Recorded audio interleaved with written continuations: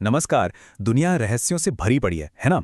लेकिन आज के इस विश्लेषण में हम जिस रहस्य की गहराई में जाने वाले हैं, वो कोई पुरानी लोक कथा या उड़ती उड़ती अफवाह नहीं है, बल्कि सीधा सीधा हमारे जीव विज्ञान यानी बायोलॉजी से जुड़ा है। हम बात कर रहे हैं भारत के केरल राज्य में मौजूद एक छोटे से गांव कोडिन्ही की। इस जगह को पूरी दुनिया ट्विन टाउन या जुड़वा बच्चों के गांव के नाम से जानती है। तो चलिए समझते हैं कि आखिर इस गांव की आबोहवा में या कह लें इसके डीएनए में ऐसा क्या खास है जो इसे पूरी दुनिया से एकदम अलग बनाता है। शुरुआत कुछ चौंकाने वाले आंकड़ों से करते हैं। पूरे भारत में औसतन हर 1000 जन्मों पर सिर्फ 4 जुड़वां बच्चे होते हैं। अगर दुनिया भर का औसत देखें तो ये संख्या 8 के आसपास है। लेकिन और यही सबसे बड़ा ट्विस्ट है, कोडिन्ही में ये आंकड़ा सीधा 45 तक पहुंच जाता है। जी हां, 45, मतलब हमारे राष्ट्रीय औसत से 10 गुना से भी ज्यादा। साफ है कि ये कोई छोटा मोटा इत्तेफाक बिल्कुल नहीं है, बल्कि एक बहुत ही स्पष्ट जैविक विसंगति है।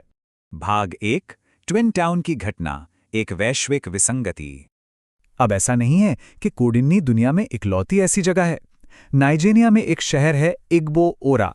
वहां भी जुड़वा बच्चे बहुत पैदा होते हैं, लेकिन वहां के शोधकर्ताओं का मानना है कि शायद स्थानीय खानपान में, खासकर उनके एक खास रतालू यानी यम के छिलकों में कुछ ऐसा है जो इसका कारण है। इसी तरह ब्राजील के कैंडिडो गोडोई में भी ऐसा ही पैटर्न दिखता है, जिसे अक्सर आनुवंशिकी और ऐतिहासिक अलगाव से जोड़ा जाता है।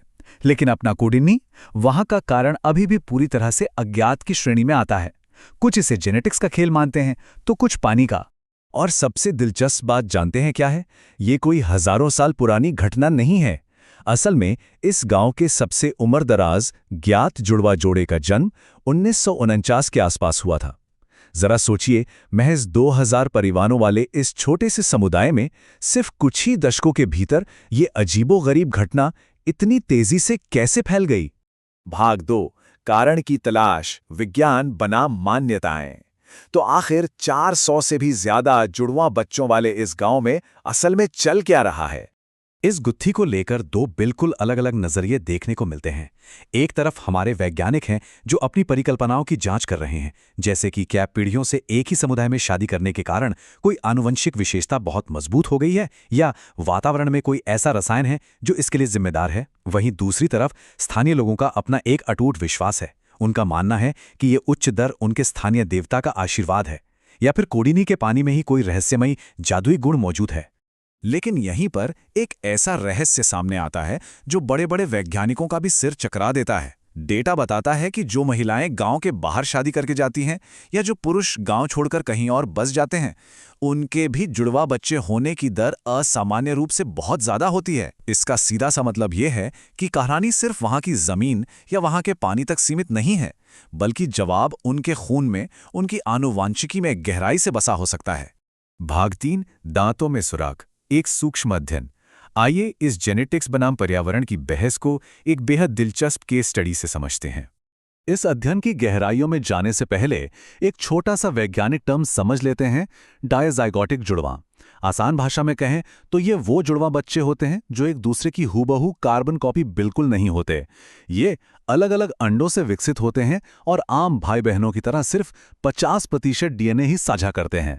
इस बात को ध्यान में रखते हुए चलिए आगे बढ़ते हैं। अब जरा इस विशिष्ट केस पर गौर कीजिए। ये 12 साल की 2 जुड़वा बहनें हैं जो डाइज़ाइगोटिक हैं, मतलब वे शारीरिक रूप से बिल्कुल अलग दिखती हैं। शोधकर्ताओं ने पाया कि उनकी ऊंचाई अलग है, उनका वजन अलग है और चेहरे की बनावट भी एकदम भिन्न है। एक का चेहरा थोड़ा लंबा है तो दूसरी का थोड़ा चौड़ा। देखकर लगता है कि इनके आनुवंशिक लक्षण पूरी तरह से अलग दिशाओं में काम कर रहे हैं। लेकिन असली जादू तो अंदर छिपा था। जब डेंटिस्ट्स ने इन दोनों बहनों के मुंह के अंदर का अध्ययन किया तो वे पूरी तरह हैरान रह गए। बाहर से बिल्कुल अलग दिखने वाली इन बहनों के दांतों का अलाइनमेंट, जबड़े का आकार और यहां तक कि कैविटीज यानी दांतों की सड़न का पैटर्न भी लगभग एक जैसा था। मतलब जहां एक बहन के दांत में कीड़ा लगा था, ठीक उसी जगह दूसरी बहन के दांत में भी सड़न थी। कमाल है ना? केस स्टडी एक बहुत ही शानदार बात साबित करती है। दांतों की बनावट और स्वास्थ्य सिर्फ हमारे डीएनए पर निर्भर नहीं करते, बल्कि ये मल्टीफैक्टोरियल होते हैं, यानी माहौल का भी पूरा असर होता है। भले ही इन बहनों का डीएनए अलग था, लेकिन जन्म से एक ही घर में रहने, एक जैसा खाना खाने और एक जैसी जीवन शैली अपनाने का असर उनके शरीर पर इतना गहरा हुआ कि उनके दांतों की किस्मत एक जैसी हो गई। भाग 4, जुड़वा होने का विज्ञान, मानव जीनोम को समझना। अब इस छोटी सी कहानी से बाहर निकलकर व्यापक वैज्ञानिक शोध पर एक नज़र डालते हैं। कोडिन्ही पहुंची अंतर्राष्ट्रीय रिसर्च टीमों की बात करें तो वे वहां कोई छुट्टियां मनाने नहीं आई हैं। ये एक बहुत बड़ा बहुसंस्थागत डीएनए अध्ययन है जिसमें जर्मनी के ट्यूबिंगन विश्वविद्यालय, लंदन के यूनिवर्सिटी कॉलेज और हैदराबाद के centre for cellular and molecular biology के बड़े बड़े वैज्ञानिक शामिल हैं। वे इस रहस्य के पीछे के सटीक जेनेटिक कारणों का पता लगाने के लिए गांव वालों के खून और लार के सैंपल लगातार इकट्ठा कर रहे हैं। और सच मानिए, इस रिसर्च से जो डेटा निकलेगा वो सिर्फ एक गांव की पहेली नहीं सुलझाएगा। इस अनमोल जानकारी का इस्तेमाल करके वैज्ञानिक भ्रूण के विकास को बेहतर ढंग से समझ सकते हैं, जन्मजात बीमारियों के कारणों को खोज सकते हैं, यहाँ तक कि आईवीएफ यानी आईवीएफ जैसी तकनीकों को बेहतर बनाने और दुनिया भर में बढ़ रही इनफर्टिलिटी यानी बांझपन की समस्या को सुलझाने में भी ये डेटा एक असली गेम चेंजर साबित हो सकता है। भाग 5, ट्विन टाउन में जीवन, समुदाय और सहयोग। चलिए अब इस पूरी घटना के मानवीय पहलू पर वापस आते हैं। अब इन सब के बीच गांव वालों ने क्या किया? जैसे जैसे पूरी दुनिया के पत्रकारों और वैज्ञानिकों की भीड़ कोडिन्ही पहुंचने लगी, गांव वालों ने खुद को बहुत ही बेहतरीन तरीके से संगठित कर लिया। 2008 में जुड़वा बच्चों के 30 जोड़ों ने मिलकर TAKA नाम की एक संस्था बनाई, the twins and Keynes association. ये संस्था मुख्य रूप से जुड़वा बच्चों की पढ़ाई से लेकर स्वास्थ्य और उनके सामाजिक जीवन का ख्याल रखती है। नियमित रूप से मेडिकल कैंप लगते हैं। संक्षेप में कहें तो उन्होंने एक अजीबोगरीब स्थिति को एक बेहद मजबूत कम्युनिटी सपोर्ट सिस्टम में बदल दिया है। तो अंत में ये पूरी चर्चा हमें एक बहुत ही विचारोत्तेजक मोड़ पर लाकर खड़ी कर देती है। मानव शरीर और बायोलॉजी की जटिलता सच में अद्भुत है।